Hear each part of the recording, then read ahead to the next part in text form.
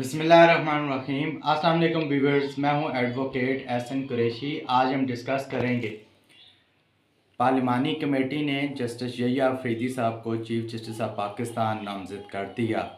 क्या जस्टिस यहिया अफरीदी साहब बतौर chief justice of Pakistan government के लिए फ़ायदेमंद होंगे? गवर्नमेंट की चाल क्या थी जस्टिस यहिया अफरीदी साहब को बतौर chief justice of Pakistan appoint करने की? क्या चीफ जस्टिस ऑफ पाकिस्तान के पास इख्तियारात मौजूद हैं? और जस्टिस यहिया अफरीदी साहब का किरदार क्या होगा? क्या ये गवर्नमेंट की कोई चाल थी जिसके तहत उन्होंने जस्टिस यहिया अफरीदी साहब को चीफ जस्टिस ऑफ पाकिस्तान बनाया और गवर्नमेंट उस चाल में नाकाम हो गई? गवर्नमेंट को कितना नुकसान हो सकता है जस्टिस यहिया अफरीदी साहब को चीफ जस्टिस ऑफ पाकिस्तान बनाने में? इसके ऊपर आज हम डिस्कस करेंगे। इससे पहले कि मैं अपनी वीडियो का बाकायदा आगाज़ करूं, आपसे गुजारिश है अगर आप मेरे चैनल पर नए हैं तो इस चैनल को सब्सक्राइब कर लें और इस वीडियो को ज़्यादा से ज़्यादा लोगों तक शेयर करें ताकि ये मालूमाती वीडियो ज़्यादा से ज़्यादा लोगों तक पहुँचाई जा सके। 26वीं आइनी तरमीम के बाद जो पार्लिमानी कमेटी है जो 12 अरकान पर मुश्तमिल है, जिसमें 8 MNAs ये नेशनल असम्बली के MNA होते हैं और 4 सेनेटर्स होते हैं। 12 अरकान की तादाद असम्बली में मौजूद सीटों के तनासब के जो गवर्नमेंट और जो अपोजिशन बेंच है उसके तनासब से उनके नंबर्स होते हैं, उनके मेंबर्स की तादाद होती है। पार्लिमानी कमेटी का इजलास हुआ। जो सुन्नी अतात कौंसिल या PTI के जो अरकान हैं उन्होंने शमूलियत इख्तियार नहीं की।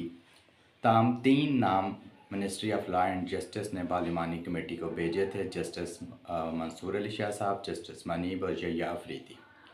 गवर्नमेंट को यहिया अफरीदी साहब को का नाम नामज़द करने की बड़ी वजह ये भी हो सकती थी कि जस्टिस मंसूर अली शाह और जस्टिस यहिया अफरीदी साहब एक ही चैम्बर से हैं, एक ही लॉ फर्म से हैं और उनका ताल्लुक बड़ा करीबी है।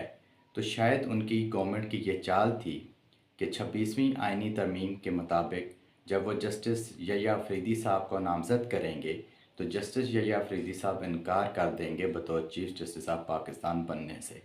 उसके बाद गवर्नमेंट के पास नई ऑप्शन आ जाएगी। वो नई ऑप्शन में एक फिर 3 रुकनी 3 जजेस का पैनल जाता, उसमें यहिया अफरीदी एक्सक्लूड हो जाते, जस्टिस मंसूर, जस्टिस मनीब और जस्टिस अमीनुद्दीन खान साहब का नाम पार्लिमानी कमेटी को जाता। तो फिर गवर्नमेंट का ये ख्याल था कि अगर हम जस्टिस यहिया अफरीदी के इनकार की सूरत में नया जब पैनल आएगा तो जस्टिस अमीनुद्दीन जो काजी फैज़ ईसा साहब के करीब हैं, जो कि गवर्नमेंट के भी बहुत चहेते हैं, उनको चीफ जस्टिस ऑफ पाकिस्तान बना लेंगे।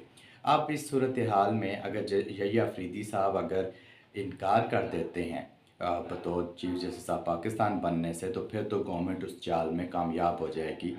अगर वो इनकार नहीं करते तो फिर गवर्नमेंट के लिए ये बहुत बड़ा अपने लिए नुकसान का बायस बनेगा, चूँकि जस्टिस यहिया अफरीदी हों या जस्टिस मंसूर अली शाह, बात एक ही है, वो एक ही चैम्बर से हैं। मेरा नहीं ख्याल कि जस्टिस यहिया अफरीदी साहब जस्टिस मंसूर अली शाह साहब के बरक्स कोई काम करेंगे और यकीनन जस्टिस मनीब और जस्टिस यहिया में से कोई आइनी बेंच में भी अगर चला गया तो गवर्नमेंट के लिए बहुत मसाइल होंगे। इवन जजेस की तैनाती के लिए जो चीफ जस्टिस ऑफ पाकिस्तान होगा उसका रोल बहरहाल है, दो के वो एक उसको क्रिटिसाइज़ किया गया है, मगर फिर भी चीफ जस्टिस ऑफ पाकिस्तान का रोल होगा। सो मेरे नज़दीक अगर जस्टिस यहिया अफरीदी साहब इनकार कर देते हैं तो फिर तो गवर्नमेंट कामयाब हो जाएगी अपनी चाल में, और अगर वो इनकार नहीं करते तो गवर्नमेंट के लिए बहुत मुश्किलात होंगी और यहिया अफरीदी साहब बिल्कुल भी उनका रुझान गवर्नमेंट की तरफ